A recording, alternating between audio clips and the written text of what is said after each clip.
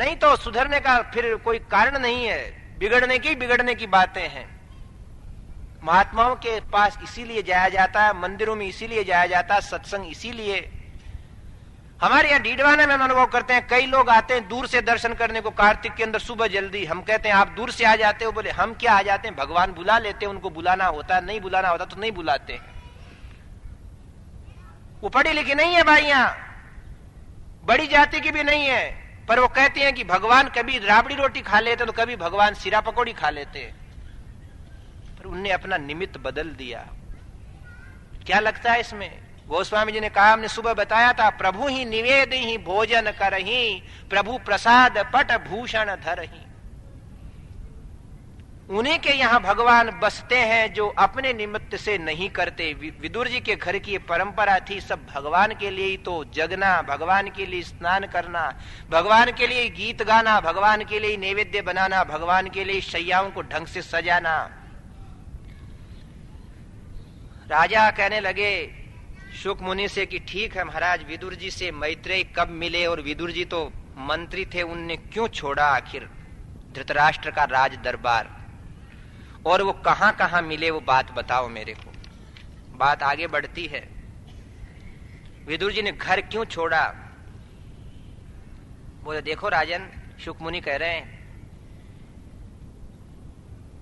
कि कोई कोई व्यक्ति होता है जो स्पष्ट कह देता है। धृतराष्ट्र ने अपने आंखों के आगे पुत्र मोह का चश्मा लगा रखा था, इसलिए उसको यथार्थ दिखना बंद हो गया था। भगवान श्री कृष्ण ने जब 5 गांव देने का प्रस्ताव रखा, उसी को भी धृतराष्ट्र ने नहीं माना। उस भरी सभा में राजा धृतराष्ट्र से विदुर कहने लगे, बोले ये महाराज, तुम्हारा ये बेटा दुर्योधन तुम्हारे कुरुवंश को काटने वाली महान भयंकर पीड़ा है। ये जब पैदा हुआ था तो गधे रेंगे थे, आंधी आने लगी थी, समुद्र में उथल पुथल मच गई थी, उल्कापात होने लग गया था। आप अपने पुत्र के जन्म होने वाले अपशकुनों को भूलिए मत, धर्मात्मा पांडवों से विरोध मत करिए, नहीं तो महाराज जिन पुत्रों को तुम देखना चाहते हो वो एक नहीं बचेगा। मुझ जैसा आपको स्पष्ट कहने वाला बुरा अवश्य लगेगा, किंतु महाराज बचाओ, हे महाराजाधिराज बचाओ, आप हस्तिनापुर को बचाओ। धृतराष्ट्र तो कुछ बोला नहीं, विदुर विदुर विदुर करते रहे, और आखिर वह दुर्योधन ने आकर के वहां कटु वचन कहना शुरू कर दिया। कयेन मत्रोपजुहाव जिह्वं दास्यः सुतं यद्बलिनैव पुष्टः तस्मिन् प्रतीपः परकृत्यास्ते निर्वास्यताम् आसु पुराश्वसानः। अरे बोले, इस दासी पुत्र को किसने बुलाया जो हमारे दिए हुए अन्न से पुष्ट होकर के शत्रुओं की गुणानुवाद की गाथा गा रहा है? निकाल दो इसको यहां से साम्राज्य से। ये बेशर्म, तुम्हें शर्म भी नहीं आती? धृतराष्ट्र भी ऐसे अपने पुत्र के विदुर के प्रति कहे जाने वाले कटु वचनों को सुनकर के बोल नहीं सका, बुरा लगा, और विदुर ने उन भयंकर बाणों को आज एक बार सुनकर के भी धृतराष्ट्र से कहा, महाराज क्या आप अपने पुत्र की विचारधाराओं में सम्मति रखते हैं? राजा ने न कुछ हाँ कही और न कुछ ना कही, तो विदुर अपना राजप्रासाद छोड़ करके चले गए, तीर्थ यात्रा गए। हस्तिनापुर के अंदर पांडवों का राज आ गया, तब भी नहीं आए, बहुत वर्षों तक घूमते रहे। गाम पर्यटन मेध्य विविक्त वृत्ति सदा प्लुतो धशयनो वधूतः अलक्षितः स्वैरवधूत वेशो व्रतानि चेरे हरितोषणानि। तीर्थ मनुष्य को पवित्र करते हैं। आज भी हम लोग तीर्थ जाते हैं। 36 वर्ष कहते हैं विदुर जी ने यात्रा की, तीर्थ यात्रा, किंतु 2 श्लोकों में वर्णन है केवल। तीर्थ कैसे करना चाहिए? स्वैरवधूत वेश है। कोई नहीं पहचान सका कि महाराजा धृतराष्ट्र के मंत्री विदुर हैं, ऐसा वेश बना लिया उन्होंने। मेध्य विविक्त वृत्ति ही, पवित्र भोजन करते, अकेले बैठते, किसी को भी ये नहीं पता चलता कि ये चक्रवर्ती सम्राट धृतराष्ट्र के मंत्री, इनकी सुविधाएं हम दीजिए, हमको सुविधाएं करें। सज्जनों, तीर्थ तो आज भी हम जाते हैं, पर ध्यान दीजिए, तीर्थ शौक मौज के लिए जाने लग गए, घूमने के लिए नहीं। तो तीर्थ यात्रा में एक समय भोजन करो, सामान्य शैया पे सोवो, अपना काम वहां खुद करो, वस्त्र स्वयं धोवो, 1000, 2000, 100, 500 रुपए दे करके नौकर साथ ले जा करके दिन भर उनसे सामान लदवाना और ये लान वो ला कहने से तीर्थ का फल नहीं मिलता है। पंडा जी को पत्र लिख दिया, हमारे महाराज हमारे लिए कमरे तैयार रखना, झाड़ पूछ करके, बिस्तर गादी लगा करके। अरे वो ब्राह्मण है और आप आए, आपका सामान लद के वो ले जा रहा है, तो कहां से पुण्य मिलेगा। गाम पर्यटन मेध्य विविक्त वृत्ति ही चचार तीर्था यत्नेश्वर अनन्य, अनन्य यानी ऐसे अनन्य हुए वो प्रभु के भजन के सिवाय और कुछ नहीं करते, स्वयं का कार्य स्वयं करते, भोजन कहीं मिलता उतना पा लेते, फल फूल खा लेते। अब हम तीर्थ भी जावें और लिस्ट बनाते हैं कि क्या क्या ले जावें, बोले कपड़े सुखाने की रस्सी, तंबाकू, भांग, धतूरा, अफीम है, इलायची, लौंग, सुपारी, लाल सुपारी, मीठी सुपारी, चरकी सुपारी है, बिस्तर वैसा, तकिया वैसा। फिर जाते हैं तीर्थ यात्रा, इतना भी तप नहीं कर सकते, तीर्थ का फल कैसे। भागवत में इसी लिखा कि तीर्थ सारस ततोगत है। और फिर वहां रहने वाले वो पंडे पुजारी, वो भी कम नहीं, फिर वो भी होटल समझते हैं अपने वहां वृत्ति को। पुष्कर की हालत देखो, जो पुष्कर तीर्थ गुरु कहलाता है, वहां जाने से मालूम पड़ता है कि क्या का क्या ही हो गया। भांग वहां, चरस वहां, गांजा वहां, अफीम वहां, हेरोइन वहां, क्या नहीं रहा वहां। न जाने वाले को फल मिलता और न वहां रहने वाले उसके फल को प्रकाशित कर सकते। फिर भी सावधानी यही है, आज भी हम लोग तीर्थ जाते हैं, आप लोग भी जाते हैं, अत्यंत सावधानी से तीर्थ का आचरण करना चाहिए। शास्त्रों में लिखा है कि अन्य क्षेत्रे कृतम पापम तीर्थ क्षेत्रे विनश्यति और तीर्थ क्षेत्रे कृतम पापम वज्र लेपो भविष्यति। अगर पाली के अंदर पाप किया है तो पुष्कर में धुल जाएगा, पर पुष्कर में जाकर के पाप करेंगे वो कहां धोएंगे। इसीलिए कहा है कि जो भी कार्य आरंभ किया जावे उसके पहले जानकार से उसकी पद्धति पूछना। तीर्थों का वर्णन इसीलिए आता है। इन 2-3 बातों से जरूर बचना चाहिए कि आदमी को स्वावलंबी होना तीर्थ पर। ठीक है, असक्त है, रोगी है, शोकी है, सहारा ले लिया तो बात अलग है, किंतु धन दौलत के अभिमान में अगर कोई दूसरे व्यक्तियों से सेवा तीर्थ में लेता है तो फिर फायदा नाम कुछ है नहीं। विदुर जी की दाढ़ी बढ़ गई, जटाएं हो गई, वहां सुगंधी पदार्थों का काम क्या, श्रम करते करते पसीने पे मैल जम गया और भगवान के भजन में आनंद रहते, मस्त रहते। इत्थम व्रजन भारतमेव वर्षम कालेन यावद् गतवान् प्रभासम तावच्छसा सक्षितिमेक चक्रामेकातपत्रामजितेन पार्थः। जब तक घूमते घूमते पूरब से निकले, दक्षिण गए, फिर पश्चिम में आते प्रभास क्षेत्र में पहुंचे। उस समय युधिष्ठिर का एक छत्र राज्य हो चुका था, धृतराष्ट्र के पुत्र मारे जा चुके थे। घूमते घूमते एक नदी के किनारे, नर्मदा जैसी कोई नदी थी, वहां स्नान कर रहे थे विदुर जी भी, और इधर भगवान श्री कृष्ण भी अपने सारी लीला का संवरण करके स्वधाम पधार जाते हैं। उद्धव उनसे अंतिम उपदेश सुनकर के वो भी आए। उसी नदी किनारे, तालाब किनारे, जहां भी दोनों हैं, पर इतना समय बीत चुका है कि एक दूसरे को पहचान नहीं पा रहे हैं। नदी के अंदर घुसे दोनों स्नान करने, 10, 20, 50, 100 कदम की दूरी है आपस में। विदुर अपना स्नान करते भगवान गोविंद का गुणानुवाद गा रहे हैं। कृष्णाय वासुदेवाय हरये परमात्मने प्रणत क्लेश नाशाय गोविंदाय नमो नमः। गोविंदाय नमो नमः, गोविंदाय नमो नमः। और भगवान के अनन्य भक्त विदुर अनेक पद्यों से स्तुति करते हुए कभी नेत्रों में आंसू बहाते हैं, कभी डुबकी लगाते हैं, और उधर उद्धव स्नान कर रहे हैं दूर। कस्तूरी तिलकम ललाट पटले वक्षस्थले कौस्तुभम नासाग्रे वरमौक्तिकम करतले वेणुः करे कंकणम सर्वांगे हरिचंदनम सुललितम कंठे च मुक्तावलिः गोपस्त्री परिवेष्टितो विजयते गोपाल चूड़ामणिः गोपाल। बर्हापीडम नटवर वपुः जय हो गोपाल कृष्ण भगवान की। उद्धव जी का शरीर रोमांचित होने लगा, आंसुओं की धारा बहने लगी, अनेक प्रकार के पद्यों से भगवान के रूप का वर्णन करते मस्त हो रहे हैं। सज्जनों, प्रेमी भक्त को उस दिन अपार हर्ष मिलता है जिस दिन उसको कोई प्रेमी भक्त मिल जावे। दोनों के दोनों उत्तम कोटि के भक्त। स्नान हुआ न हुआ, विदुर उद्धव की तरफ जाने लगे, उद्धव विदुर की तरफ आने लगे। नदी तालाब के अंदर जल में ही हो, पास आते आते एक दूसरे को पहचान नहीं रहे, वर्षों से मिले हैं।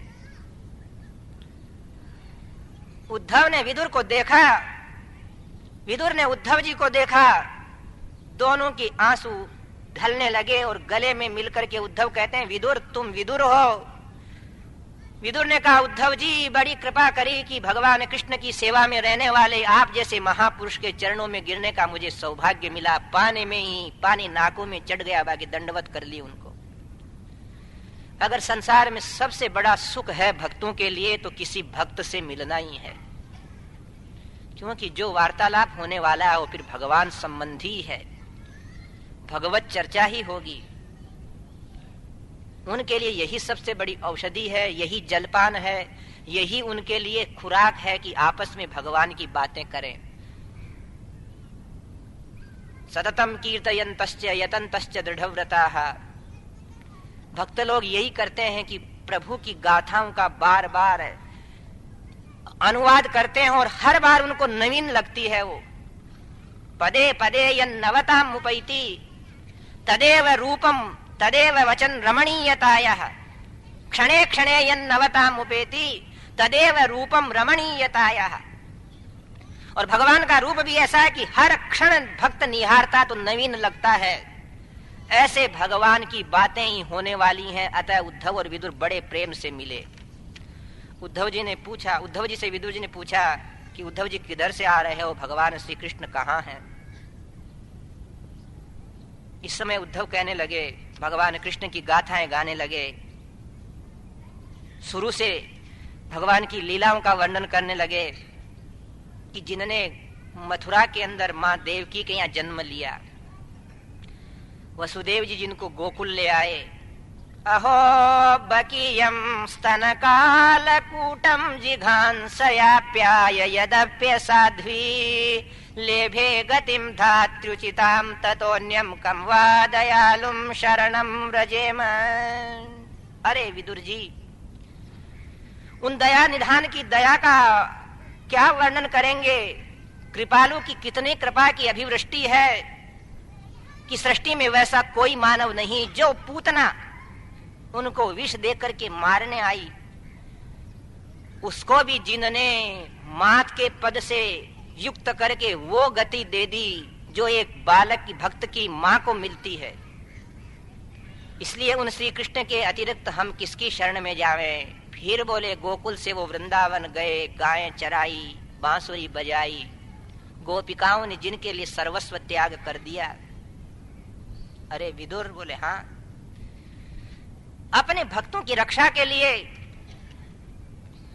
जिनने गोवर्धन गिरी को धारण किया, वृंदावन वासियों की रक्षा के लिए जिन्होंने आग को पी डाला,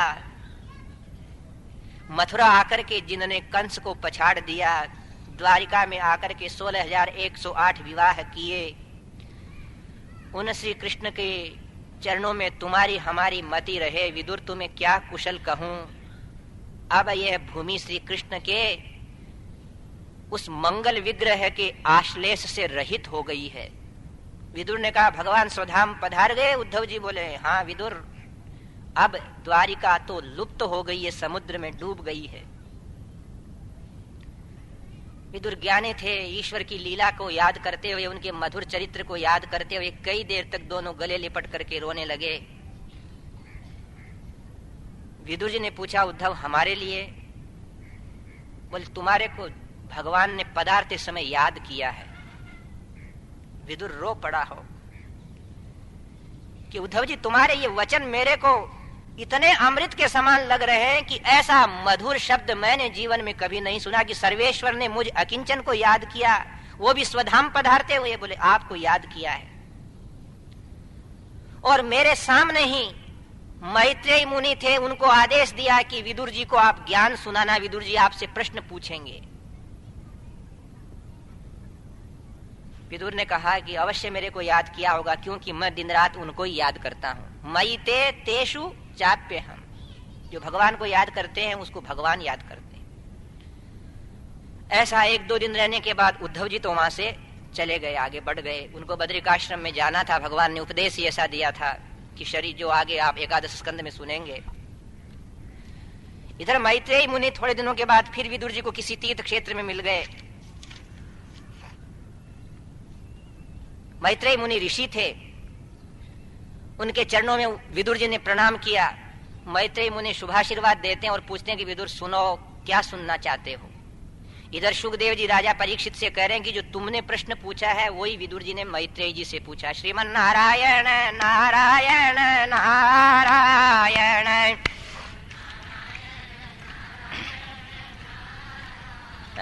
श्रीमन नारायण नारायण नारायण श्रीमन श्रीमन्नारायण नारायण नारायण श्रीमन्नारायण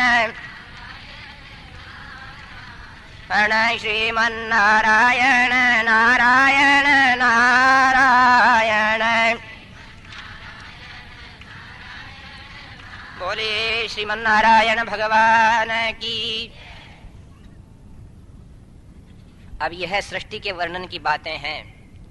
मैत्रेय मुनि ने विदुर जी से पूछने के लिए कहा। विदुर जी ने पूछा, महाराज नहीं समझ में आने वाली ये जो सृष्टि का कब आरंभ हुआ और कब इसका अंत होगा, ये सब बातें हमें बताओ। हम पहले कह चुके हैं कि अपने अपने बुद्धि से सब इन प्रश्नों का उत्तर देते हैं। हमारे यहाँ मैत्रेय मुनि कहते हैं कि देखो विदुर, इसके आरंभ में न कोई दृश्य था और न कोई देखने वाला उसको दृष्टा था। शाश्वत रूप से जाने जाने वाले उस सनातन परमात्मा भी अदृश्य रूप के अंदर उसमें जहां थे, उनको कोई भी व्यक्ति न होने से, कोई जीव न होने से देख भी नहीं सकते। वो विराट रूप के अंदर जाने जाते हैं। ये संसार क्यों बनाते हैं ईश्वर? हमारे वैष्णव ग्रंथों में लिखा है कि जब प्रलय हो जाता, महाप्रलय हो जाता, तो जीव भी समस्त परमात्मा के ईश्वर तत्व के कुक्षी में, पेट में जाकर के समा जाते हैं। ईश्वर तो उस समय भी सच्चिदानंद रूप में रहते हैं, किंतु जीव उस समय आनंद नाम के गुण से रहित हो जाते हैं। ब्रह्म का रूप होने से जीव भी अविनाशी तो है, चैतन्य भी है। ब्रह्म के रूप में उसका आनंद अनुभव होता, अलग रूप में नहीं होता। इसलिए भगवान इस जीव मात्र को वापिस आनंद का अनुभव कराने के लिए संसार की रचना फिर करते हैं। तो उस विराट पुरुष से पृथ्वी, जलवायु, तेज, आकाश इत्यादि पंचभूतों की सृष्टि मानी गई है। पंच तन्मात्राएं हैं, मन, बुद्धि, चित्त, अहंकार इत्यादि तत्वों का वर्णन आता है। उन्हीं विराट पुरुष से एको हम बहुश्याम, जब उनने सोचा कि मैं एक से अनेक हूं, तब उनने सबसे पहले अपना एक स्वरूप निर्धारित किया, जिसको हम लोग सारे के सारे लोग नारायण रूप से जानते हैं, भगवान रूप से जानते हैं। उनके नाभि कमल से ब्रह्मदेव का जन्म हुआ। ब्रह्मदेव एक कमल के पुष्प के ऊपर विराजमान हो गए। उनने चारों तरफ देखना चाहा तो उनके 4 मुख हो गए। फिर उनने सोचा कि मैं कहां से आया हूं। चिंता करते करते कुछ समझ में नहीं आया तो उस कमल की नाल में घुस गए वो। अब वो कितने वर्षों तक चले, चलते रहे, बाकी ठिकाना नहीं लगा। अपरिमेय है ना भगवान की सत्ता, तो निष्प्रमाण है। उन्हें धीरे धीरे चलते चलते एकदम शब्द सुनाई दिया कि हे ब्रह्मदेव, तप करो तप। वर्णमाला के अक्षर सुनाई दिए, 16वां और 21वां। क ख ग घ ङ च छ ज ज ड ट ठ द ढ न त थ द ध न। 16वां त और 21वां मैं प। तप है, तप करो तुम। तब ब्रह्मदेव ने नेत्र बंद करके अपने सारे के सारे इंद्रियों के विचारों को रोक करके तब शुरू किया, तो उनको भगवान के दर्शन हुए। कोई लोग कहते हमें तो भगवान दिखता नहीं, तुमने कुछ किया क्या भगवान को देखने के लिए? है धन के लिए प्रयत्न करते हैं, धन दिखता है। प्रतिष्ठा के लिए प्रयत्न करते हैं, प्रतिष्ठा दिखती है। किसी को पदच्युत करने के लिए प्रयत्न करते हैं तो वो पदच्युत भी हो जाता है। हम पद की प्राप्ति की इच्छा करते हैं तो वो भी प्राप्त होती है। ईश्वर के लिए प्रयत्न करने से ईश्वर मिलते हैं। इसलिए ब्रह्मदेव को तप की बात कह करके जीवन में ईश्वर प्राप्ति में तप भी एक प्रधान साधन है, ऐसा उपदेश दिया। ब्रह्मदेव ने भगवान के दर्शन किए, भगवान से आज्ञा मांगी, तो परमात्मा ने कहा कि देखो, आप सृष्टि की अभिवृद्धि करिए। इस समय मेरा यह संकल्प है कि मैं एक अनंत रूप के अंदर हूं। ब्रह्मा सृजनकर्ता के रूप में भगवान के प्रथम संतति होने से ब्रह्मा अत्यंत मानव मात्र के लिए पूजनीय है। ब्रह्मदेव ने भगवान के दर्शन करके, परिक्रमा करके, स्तुति करके, आराधना करके आज्ञा मांगी कि भगवान आप मेरे को कृपा पात्र बनावे, जिससे मैं इस कार्य के अंदर सफल हूं। भगवान पधार गए, वहां से अदृश्य हो गए। ब्रह्मदेव विचार करते हैं कि परमात्मा की आज्ञा तो मानना चाहिए। मन में उनके भाव हुआ सृजन करने का। 4 कुमार, सनक सनंदन सनातन, चौथे सनत कुमार, ब्रह्मचर्य धारण किया हुआ प्रथम अवतार। सनत कुमार भगवान की प्रथम अवतार हैं ये।